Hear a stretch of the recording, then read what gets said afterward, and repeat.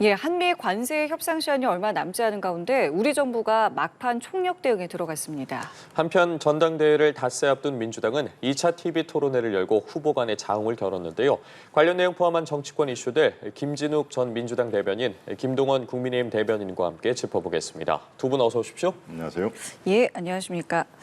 네, 오늘 두 분과는 한미 관세 협상과 관련한 질문을 좀 먼저 드리겠습니다. 지금 시간이 정말 얼마 남지 않은 상황이기 때문에요.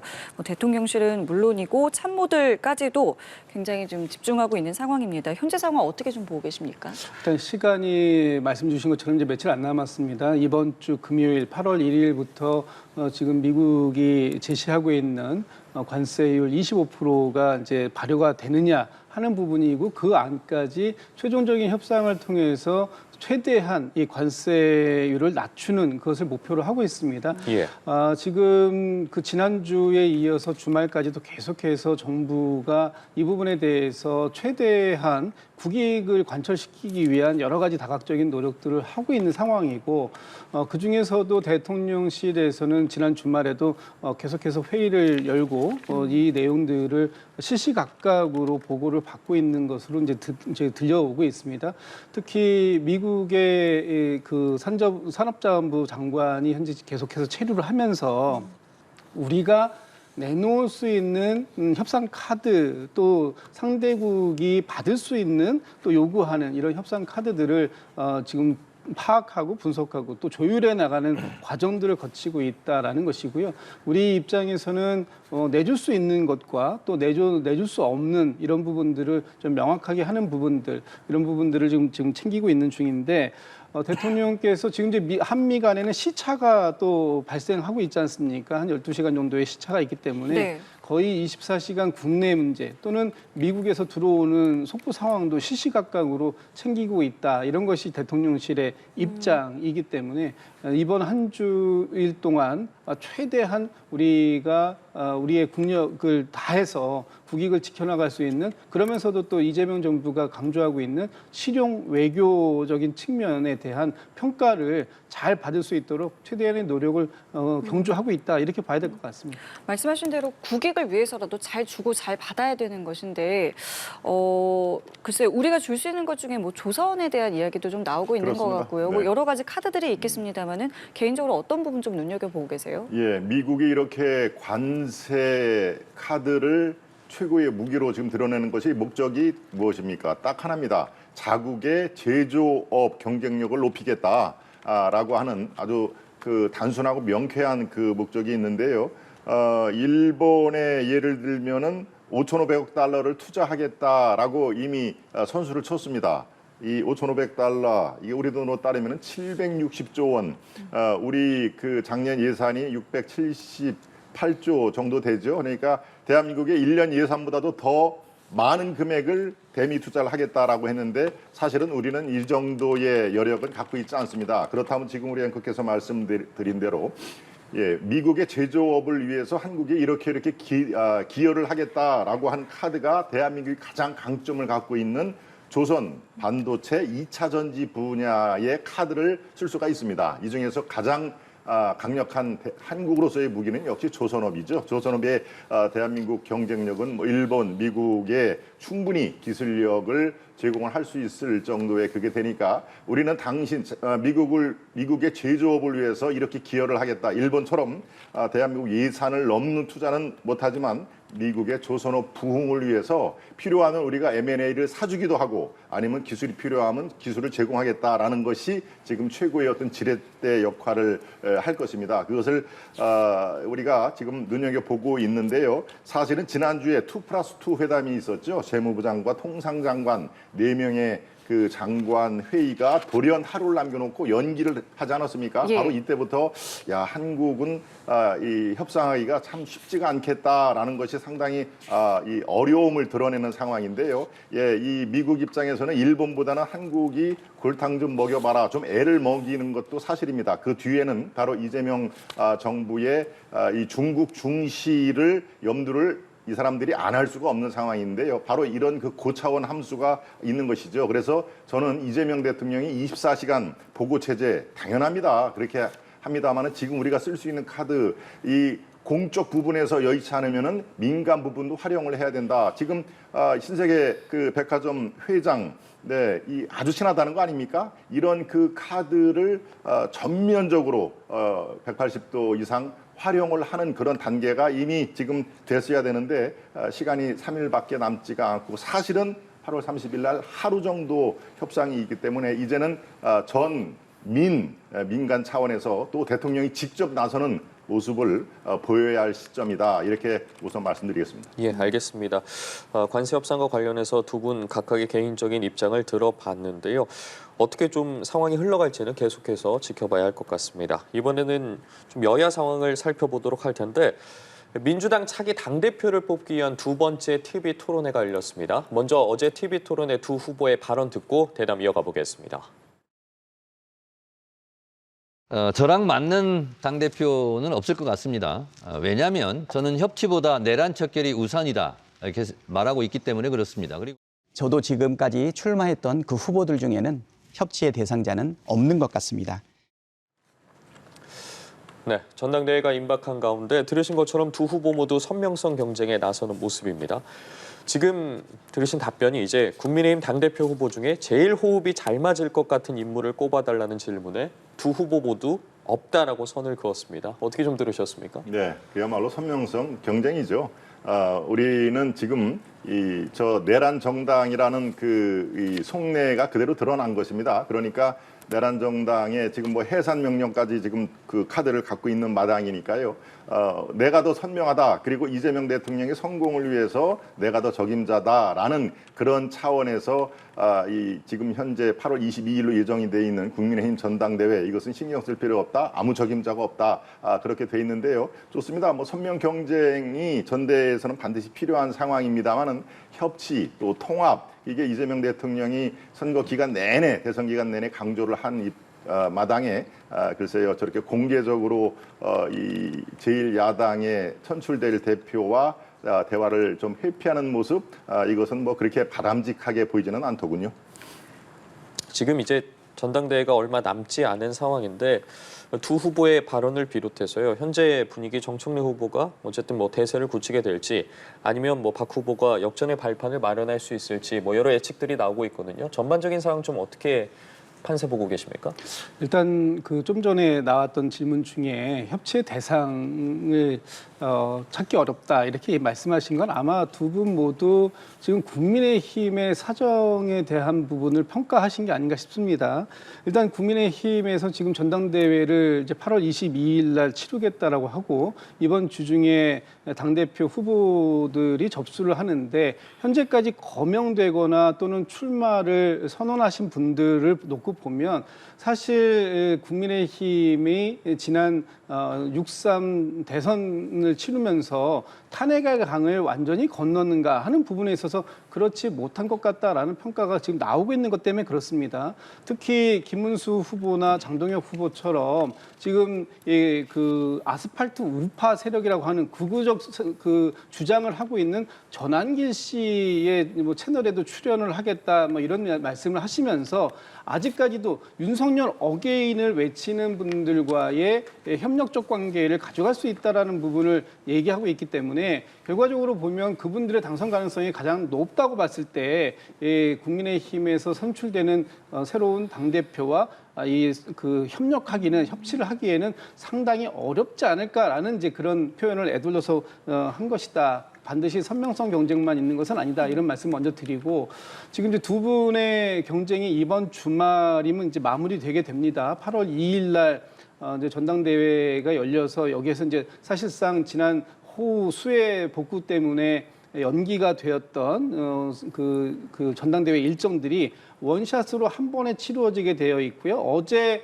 TV 토론회가 있었고 내일 TV 토론회가 한 번 더 있은 이후에 30일 수요일부터 당원들 또 일반 여론조사가 한 번에 돌아가게 됩니다. 그렇기 때문에 현재까지 판세의 우열을 가리기는 상당히 어렵다. 지금까지는 정청래 후보가 일부 여론조사에서 또는 지난 충북, 충청권 또 영남권에서의 결과는 우세한 것으로 나오고 있습니다만 최종적인 결과가 어떻게 될 것이다라고 하는 부분을 지금 판세를 미리 예측하는 부분은 좀 이른 감이 있습니다. 그렇기 때문에 두 분 모두가 이번에 왜 본인들이 그 당대표가 되어야 하는지 또 당대표가 되고 난 이후에 당을 어떤 방향으로 이끌어갈 것인지에 대한 부분들이 TV 토론회를 통해서 계속적으로 나오고 있다. 이런 말씀 좀 드리고 두 분 다 사실상 목표 지향점은 큰 차이가 나는 것 같지는 않습니다. 다만 그 과정에 이르는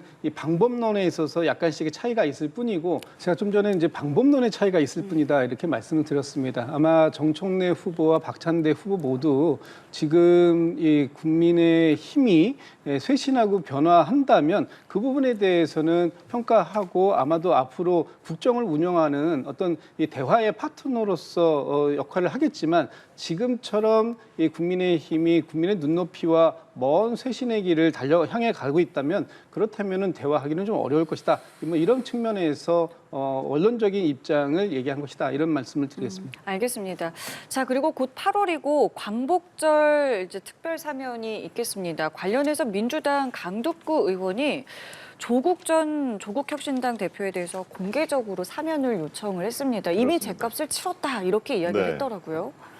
글쎄요, 과연 죗값을 치렀다고 우리 국민들께서 판단을 하실까요? 저는 꼭 그렇지 않다고 생각을 합니다. 이미 조국 전 의원뿐만이 아니고 그 부인 정경심 전 교수 그리고 또 그 딸이죠. 딸의 논문까지 다 이 박탈이 되는 그런 상황입니다. 그리고 조국 전 대표는 대법원에서 까지 최종 2년의 유죄 판결을 내린 것입니다. 대한민국의 1심, 2심, 3심을 거쳐서 2년간 유죄 판결을 낸 것을 죗값을 이미 치렀다. 출소 기간을 제가 한번 알아보니까 내년 12월 중순이더군요. 네, 그러니까 앞으로 1년 반 정도가 더 남아 있는데 글쎄요, 8.15 광복절을 특사를 통해서 나온다고 하면은 국민들이 어떻게 판단을 하실까를 생각을 해보시길 바랍니다. 조국 그 전 대표에게 우리가 은혜를 입었다라고 하면은 뭐 특사를 해도 좋습니다만 글쎄요.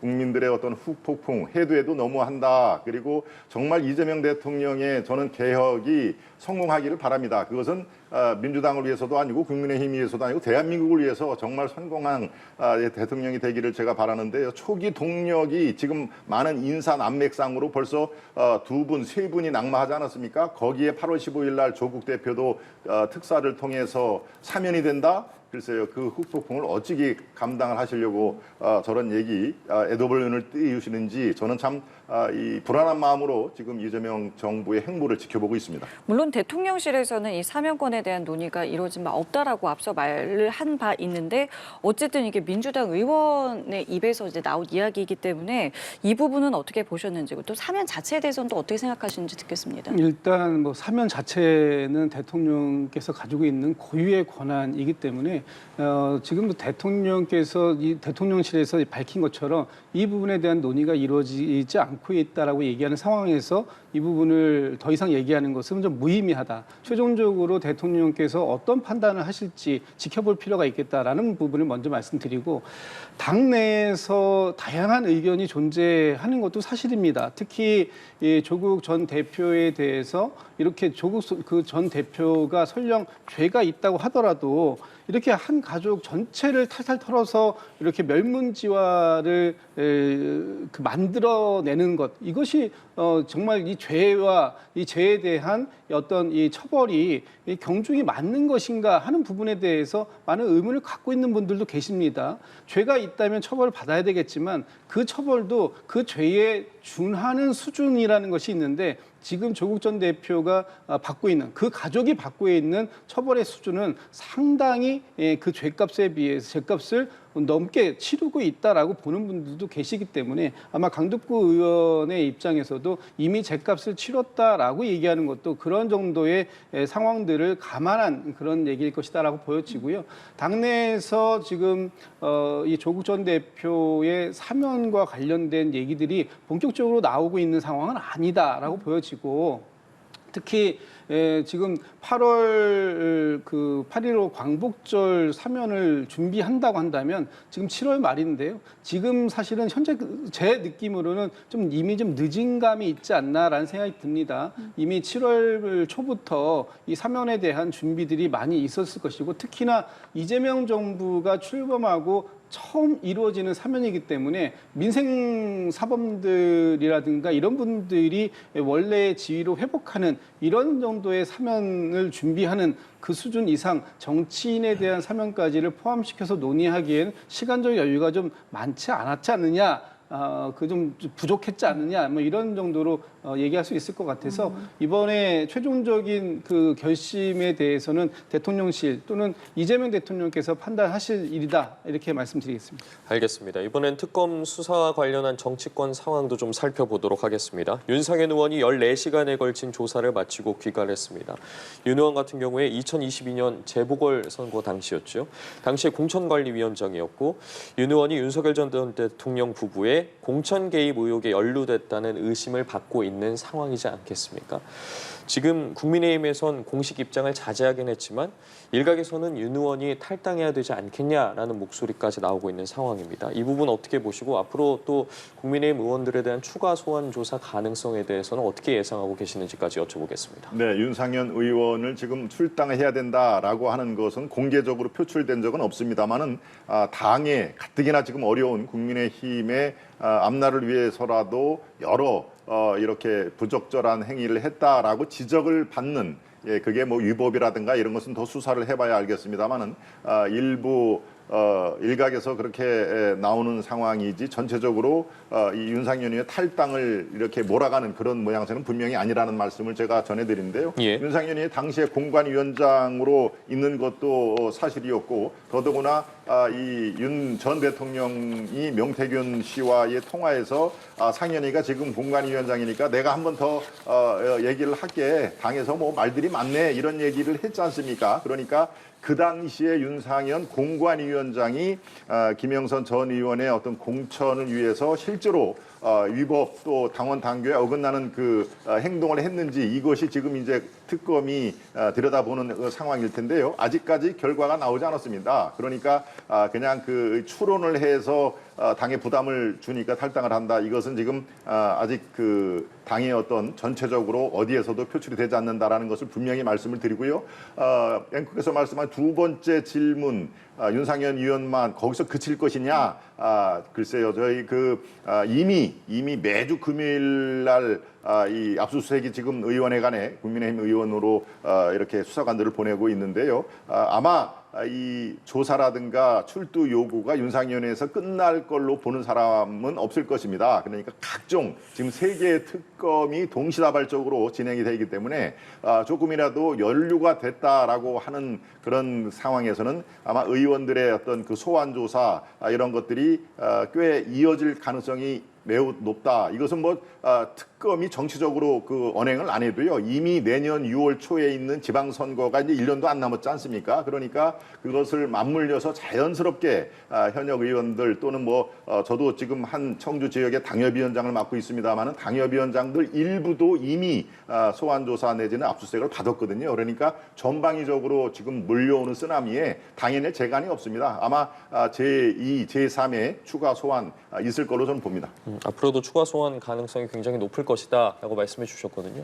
지금 이 윤상현 의원에 대한 이 소환 조사 가장 핵심적인 부분은 윤석열 전 대통령이 본인의 육성으로 내가 윤상현 의원하고 통화했다라는 부분을 얘기한 거예요. 그 부분에 대해서 윤상현 의원이 당시 공관위원장으로서 이 부분에 대해서 대통령 당선인의 전화를 받고 이 부분을 어떻게 처리했는가 하는 부분이 핵심적인 사안이고, 오늘 이준석 대표에 대해서, 개혁신당의 이준석 대표에 대해서도 특검이 압수수색을 진행하고 있는 사안도 이 사안하고 맞물려 있는 사안입니다. 당시 이준석 대표가 당대표였고 최종적으로 공천장엔 당대표의 직인이 찍혀서 나가는 부분이 있기 때문에 이 부분에 대해서 당시 윤석열 전 대통령이 당선인 신분에서 어떤 영향력을 행사했는가 하는 부분에 대해서는 반드시 밝혀져야 되는 부분이고, 이 부분이 만약에 영향력이 행사됐다라고 한다면 당의 업무를 방해한 그런 혐의에 대해서 분명한 죗값을 치러야 될 부분이 있다라는 부분을 말씀드립니다. 알겠습니다. 자, 그리고 다음 달에 국민의힘에서도 전당대회가 있습니다. 이 전당대회 출마를 선언한 장도겸 의원은 전한길 씨가 진행하는 유튜브 방송에 이제 출연을 하고, 또 김문수 전 장관 같은 경우 이제 출연을 검토한다라는 이제 보도가 나왔는데, 앞서서 관련해서 이 부분을 짧게 언급을 해주셨습니다. 지금 국민의힘 이 전당 상황, 또 이 구도에 대해서 좀 개인적으로 어떻게 보고 계시는 거예요? 그리고 제가 아까도 국민의힘이 이 탄핵의 강을 건너지 못했다라고 말씀을 드렸는데, 지금 여전히 전당대회를 치르면서 가장 큰 화제 키워드가 되고 있는 것이 전한길, 뭐 이런 이름 석자 아니겠습니까? 특히 전한길 씨가 본인의 유튜브 채널에서 얘기하는 것은 뭐냐면, 지금 이번 국민의힘의 전당대회에 많은 사람들이 가입해달라, 그리고 그 가입된 많은 사람들의 이 조직된 힘으로 우리가 원하는 당대표를 만들겠다. 그런데 그 원하는 당대표라는 상이 어떤 상이냐 하면, 윤석열 전 대통령을 끌어안고 윤석열 어게인을 하겠다고 하는 사람을 얘기한다라고 지금 얘기하고 있는데, 거기에 김문수 후보 또 장동혁 후보가 이 부분에 대해서 이 전한길 씨의 채널에 출연해서 선거 운동 차원인지 아니면 뭐 득표 전략인지는 모르겠습니다만, 어쨌든 지금 이 구구적 그 주장을 하고 있는 전한길 씨와 함께 하겠다라는 모습을 지속적으로 보여주고 있기 때문에 이 부분에 대해서는 문제가 있다라고 말씀드리는 것이고, 지금 전한길 씨가 주장하고 있는 윤어게인, 또 하나는 부정선거 음모론 아닙니까? 이번 21대 대통령 선거도 부정선거로 치러졌다라는 주장을 공공연히 하고 있는, 그래서 이 헌법이 정해놓은 테두리 바깥의 주장을 하고 있는 분들과 국민의힘의 당권 주자들이 함께하는 모습, 과연 일반 국민들 또는 국민의힘을 그 쇄신해서 환골탈퇴하기를 바라고 있는 보수 지지층들의 눈높이와 어느 정도 맞춰갈 수 있을까? 저는 그런 면에서 매우 회의적인 부분이 있다라는 말씀드립니다. 눈높이를 말씀을 하셨는데, 지금 어쨌든 당 내에서도 이 전한길 씨에 대해서 뭐 여러 가지 것들을 지금 들여다보고 있는 상황 아니겠습니까? 그렇습니다. 예, 이미 입당을 했죠. 예. 입당을 한 것은 막을 수가 없습니다.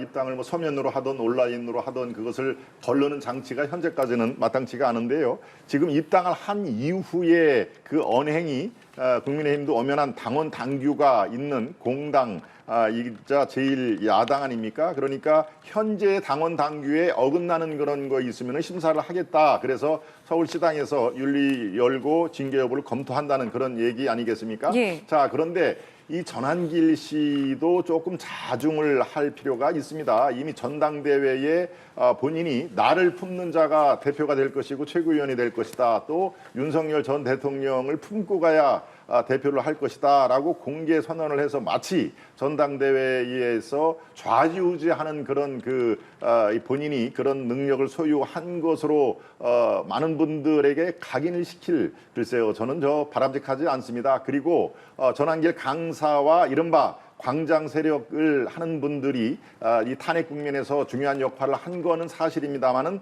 탄핵이 이미 됐고 또 대선에서 국민의힘은 또 지지 않았습니까? 그러니까 새롭게 태어나기 위해서는 역할은 거기까지 해야 된다. 이 전당대회까지 좌지우지하면서 윤어게인, 이것은 절대 당을 위해서도 그렇고 윤 대통령 개인을 위해서도 그렇고 바람직하지 않다. 그래서 정치적인 목적이 있는 거 아니냐, 전한길 강사를 그렇게 보는 시각도 있는데, 그런 오해를 받지 않으려면은요, 본인의 역할이 어디까지 진행이 돼야 되는지를 심사숙고할 필요가 있다. 전당대회에서 마치 대표를 본인이 스스로 이렇게 낙점을 하는, 듯한 그런 그 모양새, 이것은 앞으로도 바람직하지 않다라는 말씀을 강조를 해드립니다. 알겠습니다. 자, 이번에는 이재명 대통령의 지지율을 보면서 이야기를 나눠보도록 하겠습니다. 이재명 대통령의 지지율이 61.5%를 기록을 했습니다.